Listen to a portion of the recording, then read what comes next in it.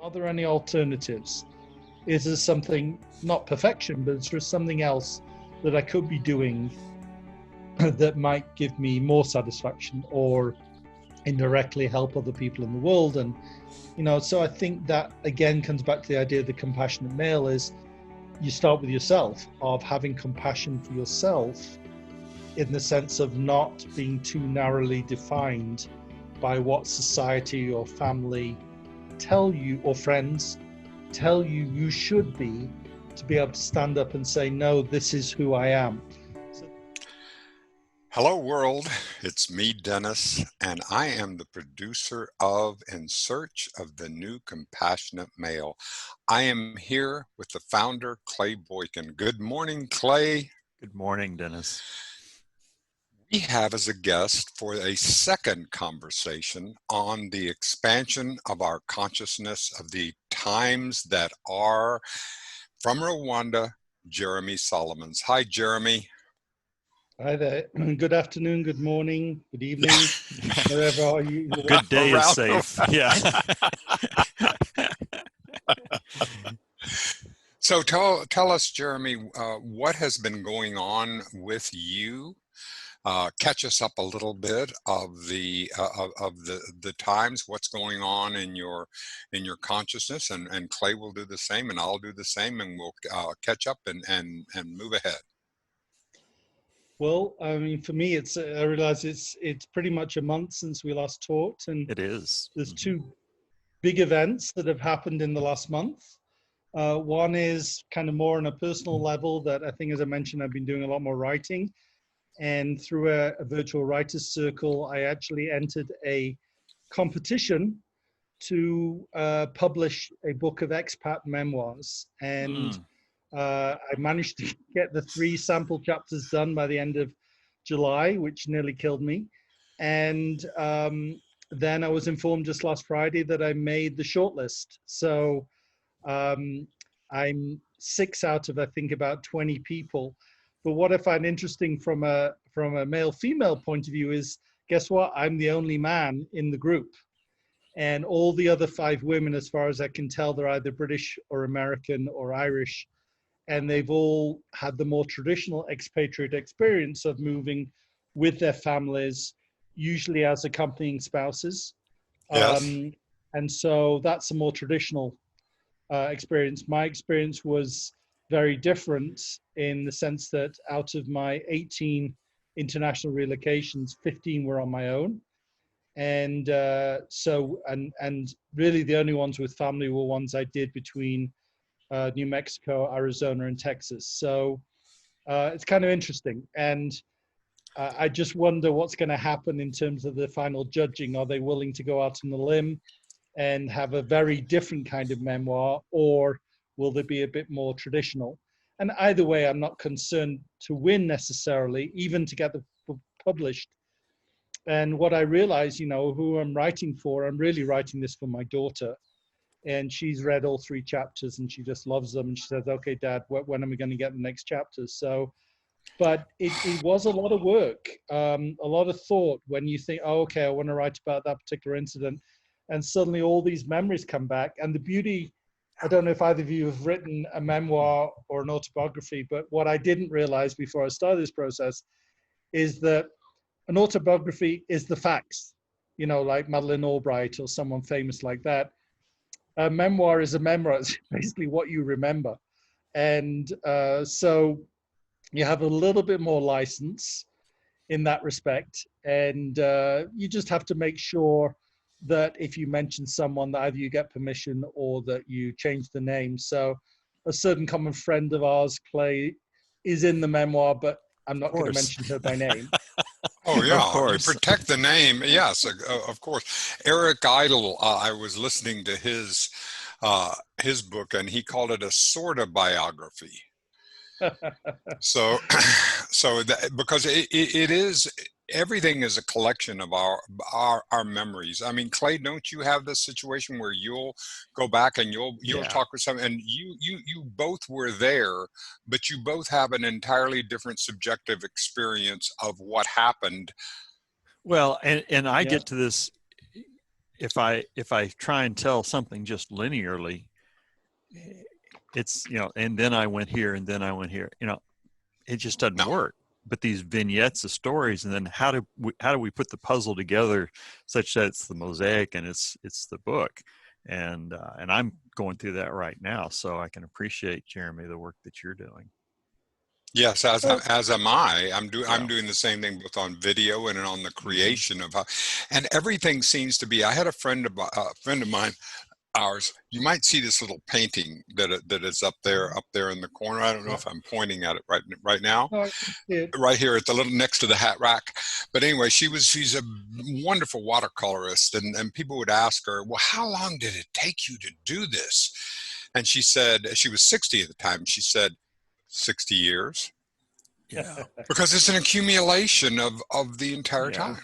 So what did you learn, Jeremy, about yourself as you're doing this process of going back and learning and reviewing some of these times?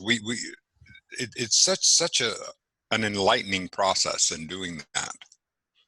It is, I feel a little bit self-conscious writing about myself. And when I've sent samples, not just to my daughter, but other people, I've been surprised at the response. I had 3 colleagues, fellow writers, who actually gave me very, very detailed, rather tough feedback. So that really helped me to hone the writing.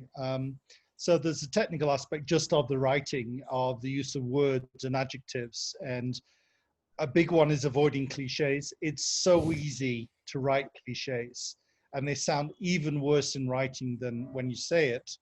So it's a real challenge just to avoid cliches. How else can I express that? So it's a kind of simple language, but also forceful language.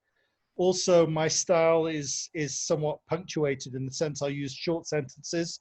So if you're familiar with the Economist magazine, it's Sure. that style. It's very short, clipped, to the point, short paragraphs. And the feedback I've got is that it's too short, it's too clipped, it doesn't flow enough. So, and the other thing that the other 3 writers who have given me specific feedback, they're all women, and they've all said is, Jeremy, this is great in terms of description and action.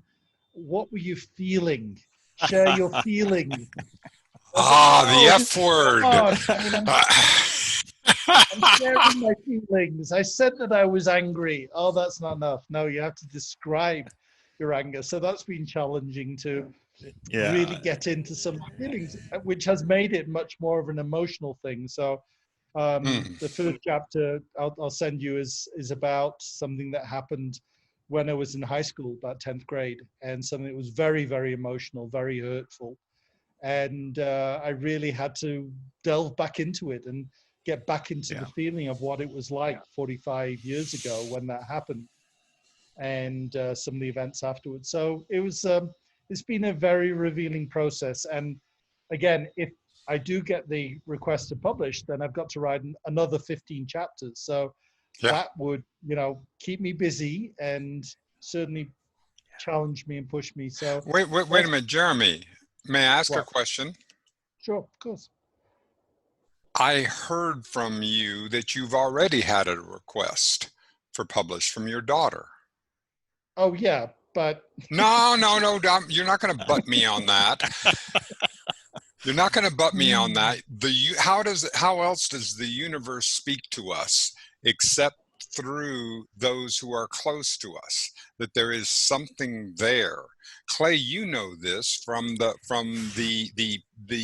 close friends and the circles around us are representatives of the universe saying, go this way. Well, and we were talking about this yesterday, with Patty Murray down in Tasmania and his writing. And he was talking about, I was trying to write it so that, to the audience and make sure that I was hitting things. And finally he realized, no, I'm writing it, for myself. And to give, like Dennis, you say, you're writing for the universe. Don't let people out there, block your creative flow. Yeah. And I'm still learning that. Because we don't know what we're going to learn about ourselves along the journey that's going to be actually the creative process, right?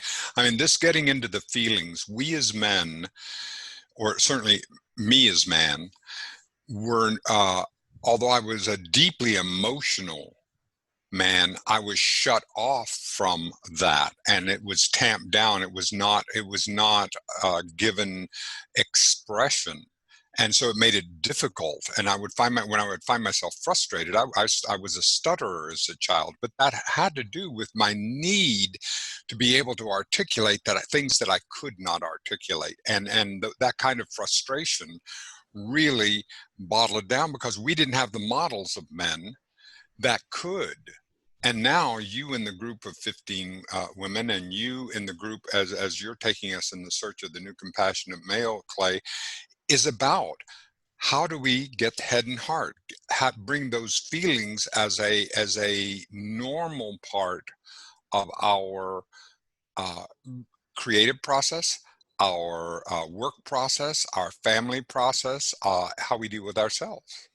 So anyway, that's where I wanted to, I would like to talk about the F word, feelings, and how we as men are bringing ourselves more into this, because this group that you're in with 15, with all the women that are in the group, you're the one man in the group. I know that in many of the work that I do in my own meetings, there are many more women than there are men.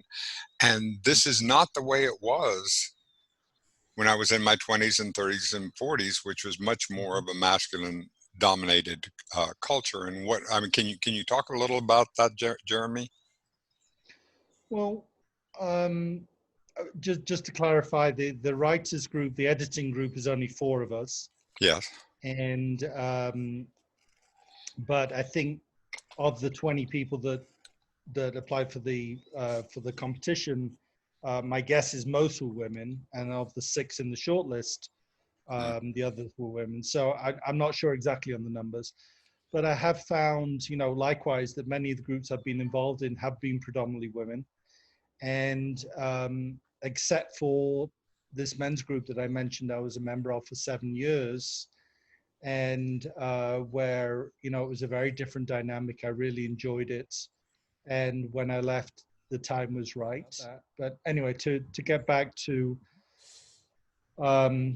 just about, feelings and as I talked about last time, allowing that perhaps more feminine side to come out.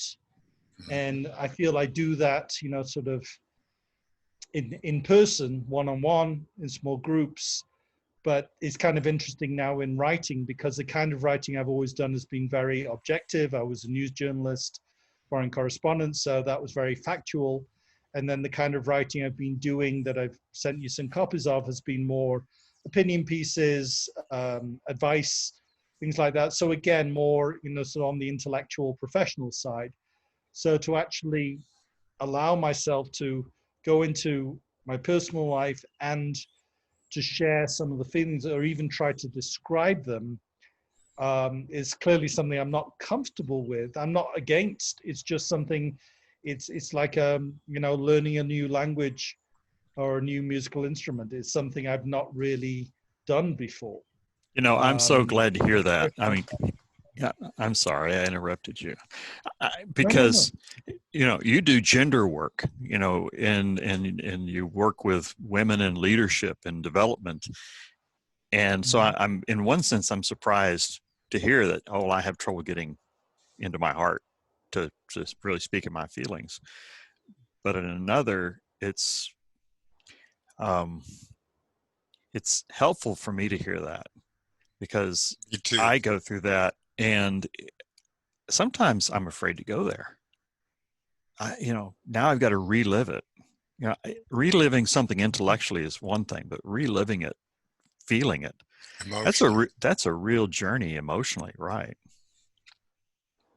Well, I think to me there's a difference, because yes, I do gender work, I do leadership work, either coaching or group work, but I'm in the role of the coach or the Sure. facilitator. So not necessarily the expert, but I'm the one that's kind of holding it together.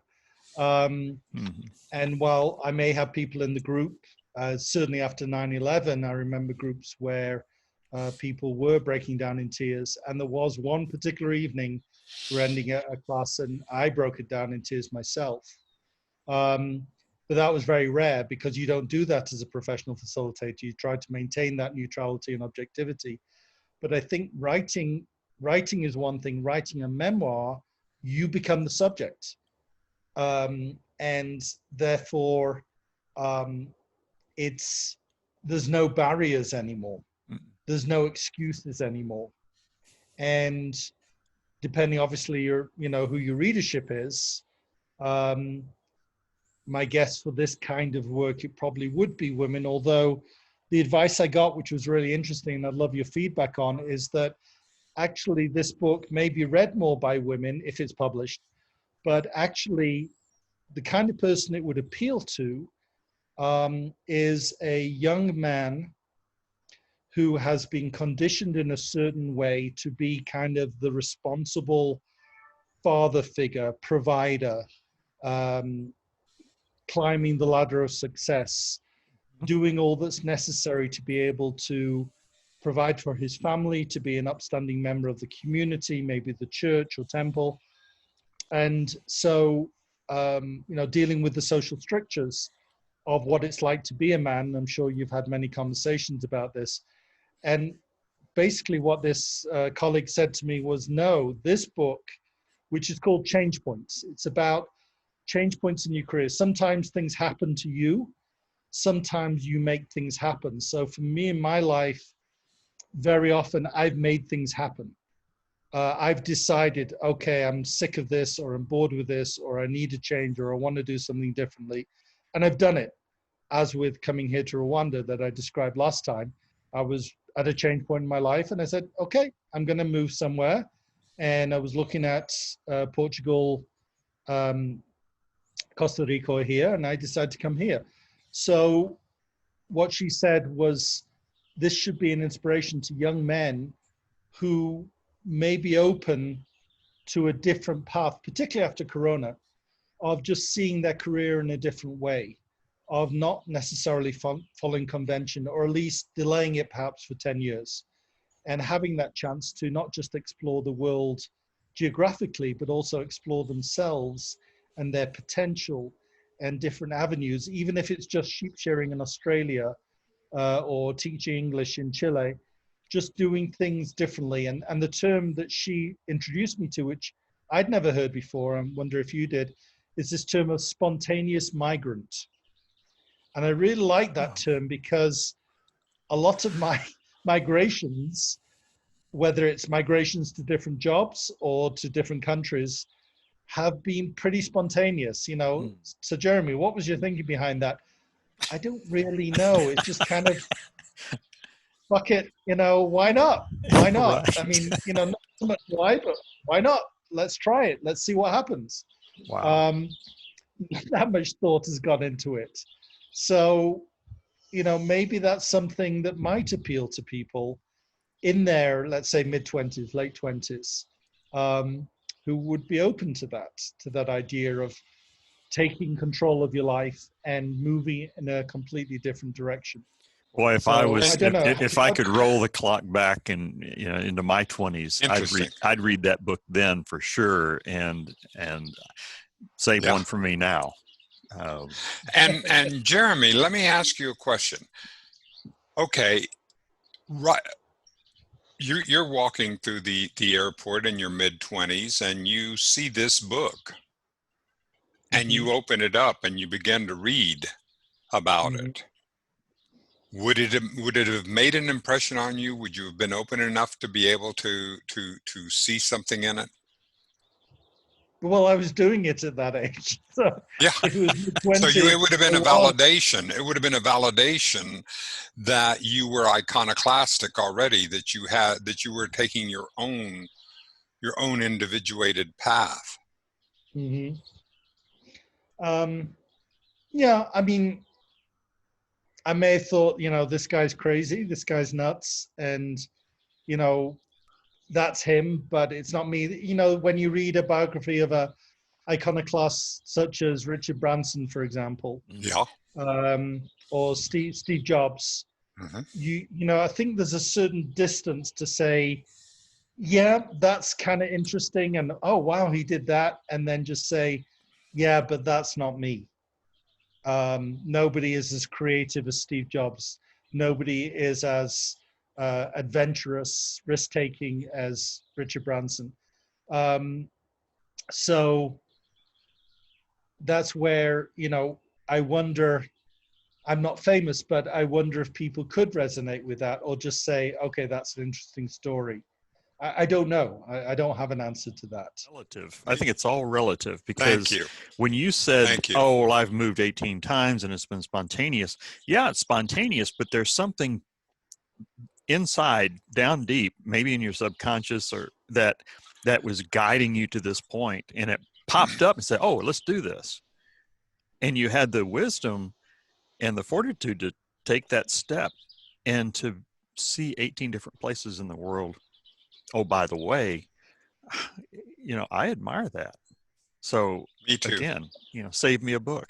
I think again, this one person is a very good, very close friend of mine, known her for over 20 years. So colleague, we've done gender work together. She's in Canada now. And she said, it's not just taking the action, which I thought was interesting. So she said, it's not just taking the action, it's being conscious enough to be aware that something could or should change, that you're not entirely happy, that you're coming up to a decision point, change point. And then to be open to possibilities, and then explore possibilities, and then be decisive enough to take action. Because along that process, there's many possible off-ramps of just saying, well, no, it's not the right time, or it's too expensive, or I can't do that now, or, whatever. So for example, with me, it was always doing a PhD. There's been many possibilities of doing a PhD, and I've always taken the off-ramps. I've always said, well, no, it's not the right time. I'm married right now, or I don't have the money. I don't want to be spending my evenings and weekends doing this. And then for the last 10 years, I've been divorced. And then for the last 5 years, I've not been, my daughter's not been living with me. And then for the last year and a half, my daughter's been working. So there've been new opportunities, and it's just not my path. I'm not an academic. I'm not going to get a PhD. So that wasn't right for me. It was something I've looked at many times, whereas other things were right for me. And that's what I would hope to get through in a book, is to say, be open, never get into a feeling of complacency. Have this element of restless satisfaction is the best way I could describe it, where you're happy with your life, but at the same time, there's something, well, are there any alternatives? Is there something, not perfection, but is there something else that I could be doing that might give me more satisfaction or indirectly help other people in the world? And, so I think that again comes back to the idea of the compassionate male, is you start with yourself, of having compassion for yourself, in the sense of not being too narrowly defined by what society or family tell you, or friends tell you should be, to be able to stand up and say, no, this is who I am. So the most extreme example of that, which I don't know how much you've delved into, is of a man, and I'll say it from this side, from this transition, from a man who realizes that his gender identity is female. Yes. And so that to me is probably the hardest realization, in both senses, of realizing that that is a fact, that their gender identity is female, and then realization in terms of realizing that transition, obviously emotionally, psychologically, physically, to being identified and expressing as a woman.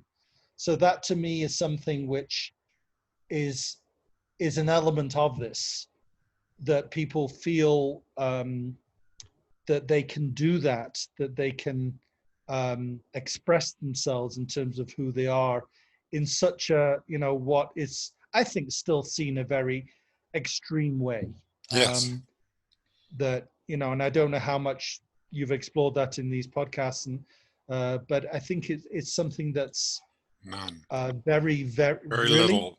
Just well, okay. we touched on it with one guest whose child went through that process and his journey, but we didn't delve into that. Right, Clay? Is that, Right. do I remember it correctly? Yeah. When you said that, asked that question, Jeremy, first thing that came to mind was not yet. But that's absolutely Okay. Yeah. That's That absolutely. is an important. I really like that we're talking about this, because our own identification. What are the stories that I have told myself over my life that are no longer true? So therefore, that story isn't true, but yet I'm still acting as if it is true. So therefore, how do we rewrite those stories? And that very much, when the dear friends of mine who have either gone through that process or are in the process of going through or questioning in that process have talked about that process. And so I take that into my own. What are the stories that I'm still carrying about me that are no longer true, but I'm acting as if they are, even though if intellectually I've already said, well, that's not true anymore, but still those stories are ingrained within me. Mm-hmm. If you want, I do know someone who transitioned from a woman to a man, and he's pretty open. He does, lectures and keynotes. And if you're interested, I'd be happy to put you in touch with him. Absolutely. Yeah. Absolutely. We would love to talk about that process. Okay. In your in your sense of what is going on in the world, Jeremy, I mean, can you look at the outside, from the outside, and look at and see what is going? There appears to be, at least through this COVID crisis process and what we've talked about, that there is a shift, that there's a lot of that there's going to be enough of a shift that's going to allow us to create something new, that enough has been disrupted so that we now have the chance, for those of us who will stand up and say, wait a minute, here's a new way of being, a new way of doing business, I mean, I have clients who are completely reevaluating their $1 billion real estate portfolio and say, wait a minute, we're not going back. We're not going back to this. We're going to. So I mean, so many things are happening. The disruption. What are you seeing as from your perspective in your global outreach? Well, I think, going back to that, and I can't remember if I mentioned this last time, the coaching I've been doing in the last 6 months, a lot of it has been around what I would call career reimagining. And, where people have had the time to really look at their lives, their work, being with their families 24/7, which can be a double-edged sword sometimes. Well, of course, no, a triple-edged sword, I'm a multifaceted. It's an extraordinary process.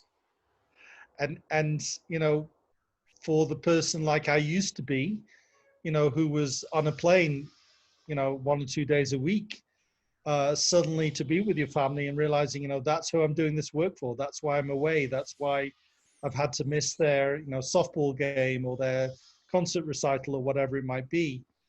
And again, cut this out if I told this story last time. I can't remember. No worries.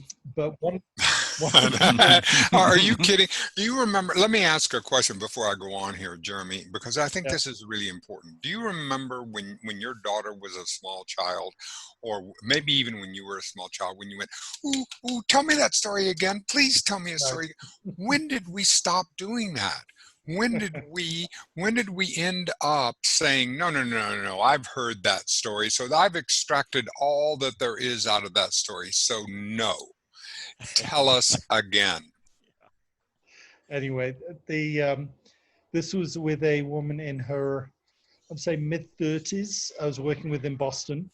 She'd been working for a high-tech company, got laid off, had just before Corona. So enjoyed the first while around the holidays, and then kind of getting into Corona, getting a bit concerned and wanted my help in terms of finding another job, doing some interview preparation. But we also talked a lot about career strategy, and particularly for her job was interesting. It wasn't just about money, but one of the things that came out was, as a mother of young kids, I think the kids were 2 and 4, was she actually enjoyed being at home. She actually enjoyed not getting on a plane. She had been doing as much 75% travel.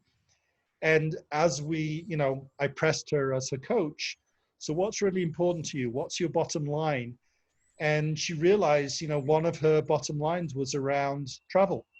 And so that was a big part of her negotiation, which the company she eventually got a very good offer from and has started with, was around only having up to 25% travel instead of 75%. And so that is something I don't think would have happened without Corona.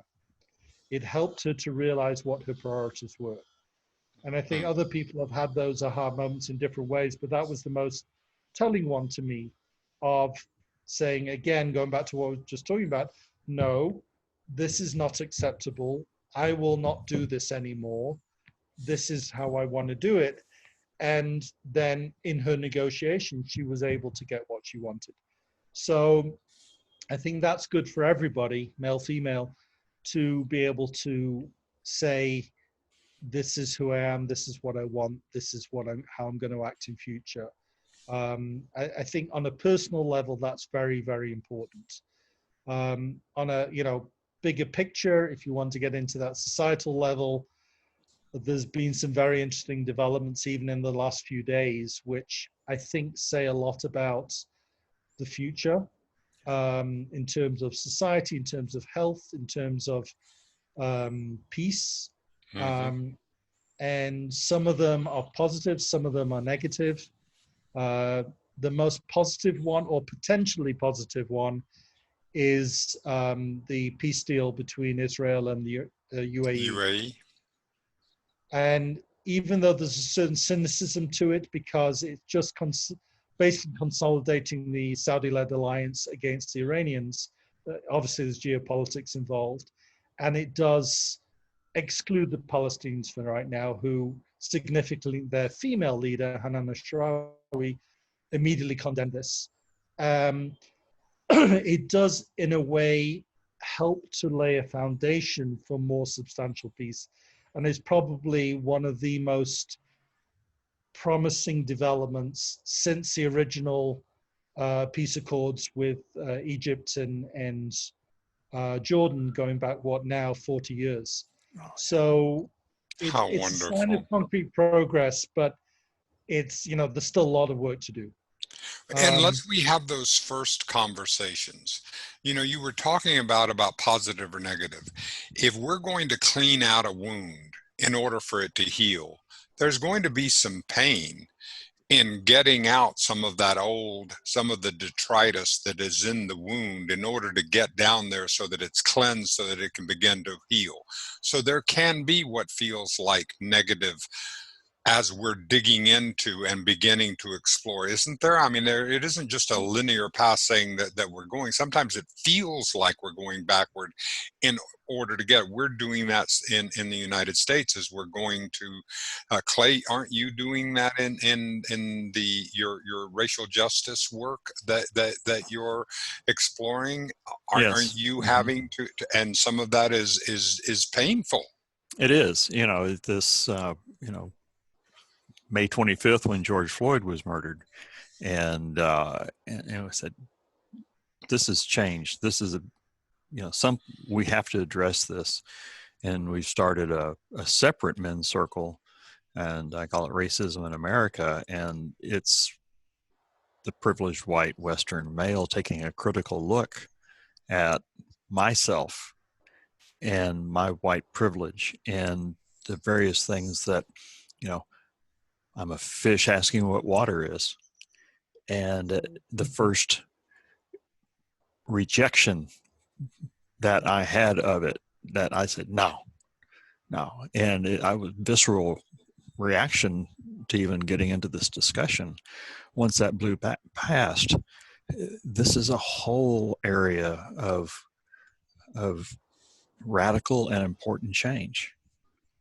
And I know I'm not the man I used to be, and thank God I'm not the man I used to be. Yeah. Have you, when you look, Jeremy, at the United States and the racial situation that we have, when you were looking at it both from the outside and then coming in and being immersed in it on the inside, what do you see, and also what do you see from now as you're looking at it from Rwanda? Are you seeing shifts, change? Are you seeing, could you give us some perspective?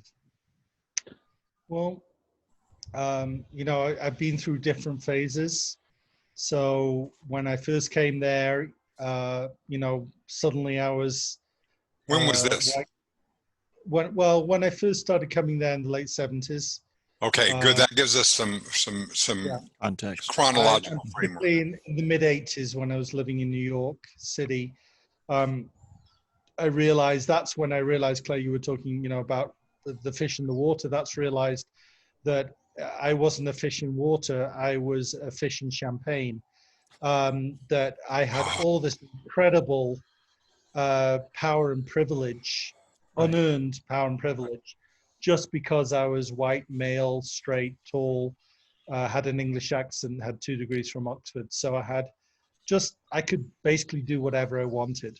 Yep. And that was quite a shock, but it was also kind of nice because that was very different from my experience in the UK. But the other part of it was that's also when I started doing this work, Clay. So I've been doing this work for 30 years now, 35 years. And I remember this was when I came back in the early 90s, and I was in Washington, D.C., and I went to a workshop at the National Multicultural Institute, just kind of 2-day diversity workshop. And I was in the circle as a participant.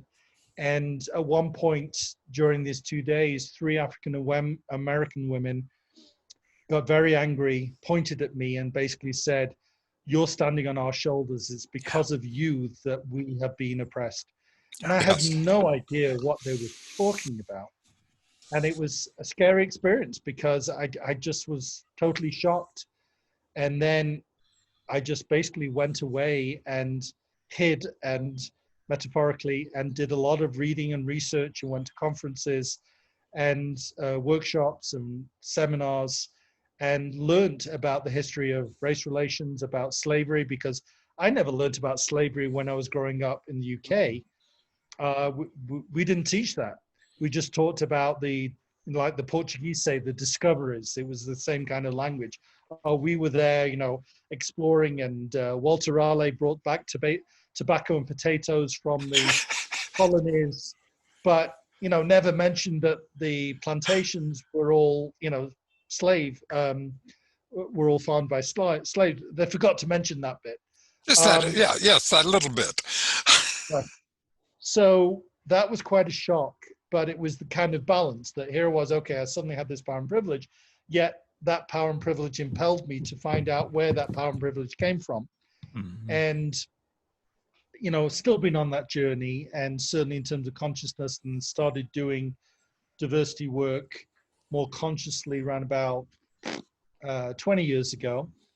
And then a new impetus came after Ferguson, so 2014, when I started doing a lot of that work again, Clay, that you're doing now, working with people around white consciousness, unpacking the white knapsack, around white fragility, a lot of those issues, racial justice, obviously, social justice. So it's been a long journey. And so for me, unfortunately, my view, and this is a personal view, it's not because I'm in Rwanda, my personal view is, unfortunately, this is all too familiar. Yeah. And that even though some things have gone a bit further this time than they did after Ferguson or after Trayvon Martin, Michael Brown, etc. Breonna Taylor. I still have doubts that it's sustainable. Same thing with gun control as well. Yeah. Again, after Sandy Hook, after the Florida shooting, again, things get stirred up for 3 months and then we get back to normal. Well, and obviously there are a lot of distractions right now, and clearly nothing is going to happen before January 20th of next year and possibly after that. So yes, it's good that certain organizations, there's no Aunt Jemima anymore. Other organizations are being a little bit more woke. To me, it's still very superficial. It's not getting at the deep structural issues. So yes, we need to do the individual work to help people to understand their privilege and power that they have. In terms of systemic work, I don't see that that's being done. It could be done after January 20th, particularly with Kamala Harris, not so much because she's a woman of color, but because she is a lawyer and because she knows the system, she knows the criminal justice system, and that she could make some very real changes in terms of social justice, criminal justice.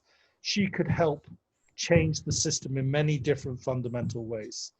Yes. Again, not because she's a woman of color, because of her character and her background and her values and her personality. And so that is something which gives me hope. But, we've got another, it's the 20th today. We've got another 5 months of hell before that can happen. But look at it, I look at it, Clay, I see that you're about to say something, so I just want to jump in here one thing. And in my lifetime, being the elder of we three, that in my lifetime we have gone from a deeply segregated, legally segregated society to here. So if we're talking, okay, great, I'm 72 years old, that's fine. But if we're talking a couple of 100 years, that is societally, when we look about the evolution of society through Hammurabi Code all the way through the private property to where we are, is a blip from Homo habilis to, when we first, this is a very quick change. So I may not see the end of this, but I want to plant a solid brick in the foundation of this cathedral that I am not going to see the end of the construction of. No. Yeah. No, agreed. What comes up for me, I've got white privilege, and I'm always going to have white privilege. And this isn't about tearing that down. It's about, lifting the rest up. So the question that's in my mind is, how can I use my white privilege for good? And that was a point that Gar Jameson made. I said, I've got white privilege. Now what? I'm conscious of it. And he's doing all sorts of things with the Charter for Compassion, several things locally in Nevada. And so what do you see that we can do and that you're doing that can make the possibility for your daughter or granddaughter or grandling or fellow human being, that will make it easier, that the ground will have been broken, that will make it easier for them to make these kinds of systemic changes? Because if we can't see the actual change, can't get to the mountaintop in our lifetime, we can at least have that base camp solid so that the next generation can come and do that. That's the whole purpose of when Clay and I talked about doing this podcast.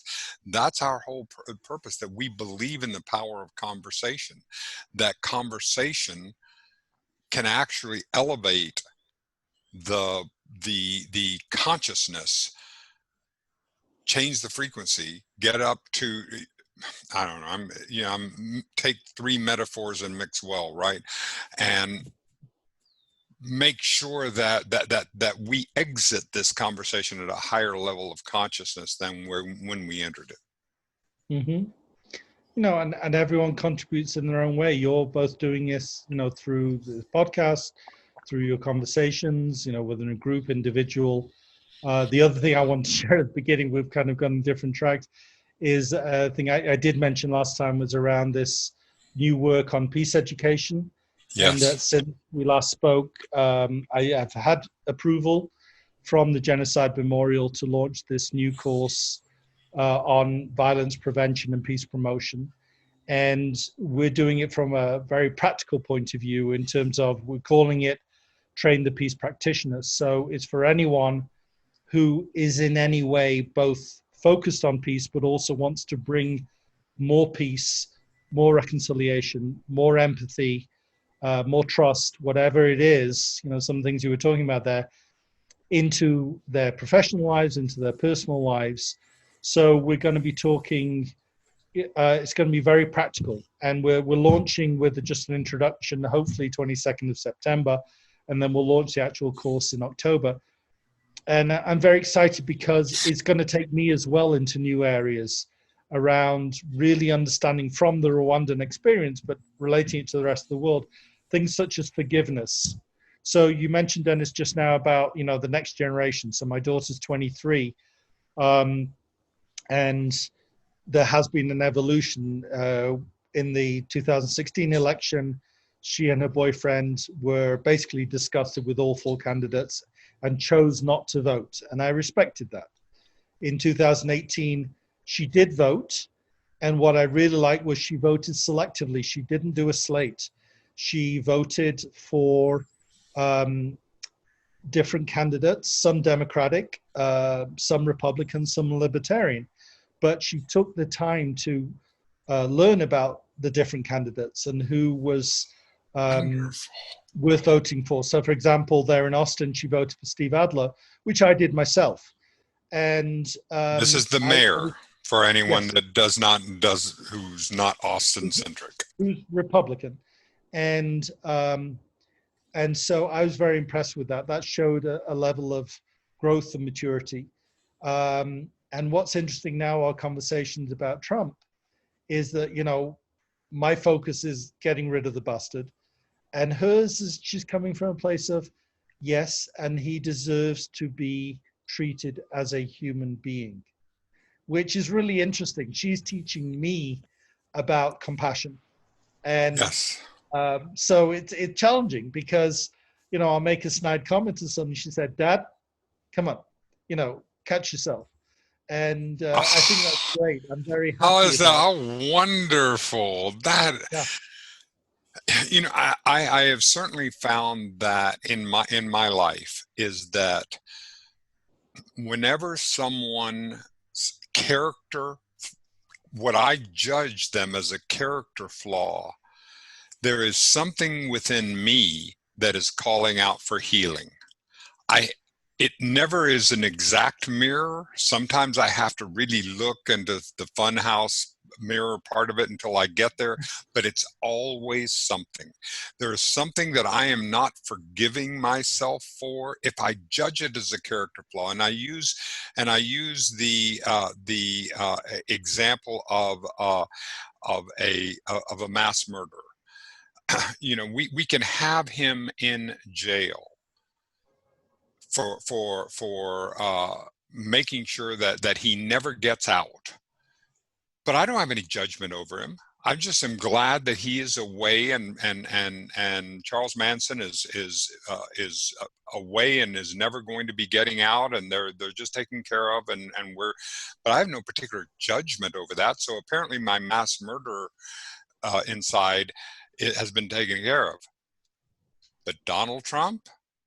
No, I have a lot. So I have to look at what is it within me that resonates in judgment. In other words, actually not just says, no, I want to put boundaries here and certainly rule of law and do the thing, but actually emotionally triggers me. Because if it emotionally triggers me, then Dennis, it's time to go inside and do some of this work. Yeah, I know with Trump, there's a very personal thing is that my mother was a narcissist. So when I hear his, totally egocentricity, his nastiness, his vitriol, his blaming other people, that's all stuff that I lived with for 55 years. So, that's my stuff. That's why he triggers me so much, whereas he might not trigger my daughter because she didn't have to deal with that as much. Yeah.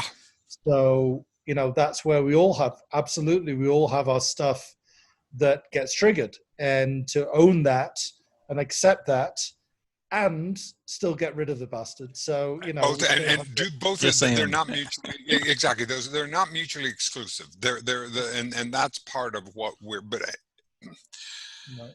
Clay. Well, what comes to mind is, I can have compassion and I can forgive you.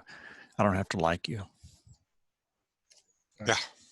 Yeah, and we can go on from there, because I do believe, like you say, Jeremy, that Trump is the symptom and not the disease. Getting rid of him means that now we have to do the systemic work to actually work on the systems, make sure that go into it's like when a house has, I don't know, termites or some kind of, you have to go in and clean out the rot and get that and redo the foundational work of what were the aspirations. I mean, when I ask that of some of the people, when we say, we have the American dream. Well, what does that mean? Is the American dream that we had? One of the things that is the American dream that we had, the same American dream that we had in the 50s. Is in the 2020 is the same that we had in the 60s? It has a different, and are we willing to go back and redefine what that is? What does it mean? Because I mean, one of the things that is very clear to me is the idea of American exceptionalism. We're like any other country. We're just a democracy going through the things that anything would have happened in Rwanda, anything that would have happened in Belarus, anything that would have happened. This is not exceptional. This is just what happens whenever we allow the rule of law to be completely flounced and have no shame about what we're doing. When you bust all norms, this is just us. Well, I do think there's a cultural thing as well in terms of the extreme individualism of the US as expressed in the libertarian philosophy politically. Thank you. And so, we espouse democracy and, the values that come from that, undoubtedly. But at the same time, what we've seen through COVID, the whole debate around wearing a mask, is the extreme of individualism, which is just not the same in other countries. There is no other country. Brazil probably is the closest where there's been the same debate around wearing a mask. Other countries just do it. Here in Rwanda, we just do it. We just wear a mask. It's like putting on clothes. It's like putting on a seatbelt. There's no debate about it. It's not a political thing. So that's well. Let me ask you on this thing. If we were to say freedom or license, what do you mean by license? License is that I have some responsibility. When we say freedom, I can just do anything I want. License means I have some responsibility in what I do that affects everyone else, and I need to be able to balance that. And so therefore I wear a mask not just to protect myself, but to protect you and to model the behavior that I have. And that is my societal agreement. I'm going to be my own societal agreement to say I want to be part of this society, and in order to do that, I'm going to behave in certain ways. And I'm wading into something here that maybe I shouldn't. but it begins. You should. Here we go. Wait away. Well, our freedom of speech. Never in my wildest dreams would I have come to a place where I question whether that's good or not. And because it's run amok in the responsibility. And of course, this is a great generalization, but the things that get said and the triggering that happens and stuff, it's at a point to me right now where it's destructive. Now, what do you do about that? I don't know. I don't want to lose my freedom of speech, but it's a real conundrum that's come up in my mind. No, I agree. I mean, everything has been challenged. That's the good thing of the last 4 years, that, you know, all the norms, whether they're norms, social norms, or, you know, laws, have been challenged. The foundation of the US, the Constitution, everything has been challenged. And, you know, there's a choice on November 3rd, you know, to either restore the norms or completely get rid of them, because that's what would happen with another 4 years of Trump. So that process isn't over yet. The decision hasn't been made. No. But either way, when you talk about, you know, individualism, the opposite to me, that's why I asked what you meant by license, is taking it a stage further, is around what I would call empathy. And Michelle Obama, I thought, expressed it very well in her speech the other night. Did she not? I mean, but it was just that idea of not so much putting yourselves in someone else's shoes. That's always been something of a kind of hypothetical intellectual exercise. But, you know, what she said is about caring about other people. And that's what my fear is with the extreme of individualism, of libertarianism, is just of, well, I only care about myself and maybe my small circle, but I don't give a damn about anyone else. They can look after themselves. They can pull themselves up by the bootstraps, whatever it might be. And so that's the piece. And, you know, she expressed it so eloquently the other night, and some of the other speeches have as well. And that's where, again, coming kind of full circle, I know we're near the end of our time, is she also said something which I thought was extremely telling, was, yeah, and I'm a black woman at a Democratic convention. So certain people are just not going to listen to me. You know, the Fox News crowd, the, you know, QAnon, etc. So that's where any of the three of us could make that speech. And we know that it could have more impact with certain people. So that's where we have to use our power as empowered, privileged white men to be able to send the same message, probably with different words, to as many people as we can. What she said at the end, you know, be prepared to stay overnight and take 2 meals, and then go and get other people to go and vote. So that's the thing that we have to activate. We have 3 months now. Well, 3 months, sorry, we don't. We have 2.5 months to activate, to get people, you know, get rid of the complacency. And I thought Hillary Clinton's talk last night about woulda, shoulda, coulda is I'm very encouraged by that nobody hopefully is going to be complacent and think, oh, well, I don't need to vote this time. We all need to vote our conscience, and make sure that our values are upheld, whatever those values are. And that's my best hope, to be able to overcome inevitable fraud, voter suppression. You know, things are going to happen. The Russians are going to get involved. So we've got to make damn sure not just that Biden wins, but it wins in the landslide. Yeah. And fundamentally, you know, he's a very decent, older white man who wants to do the right thing.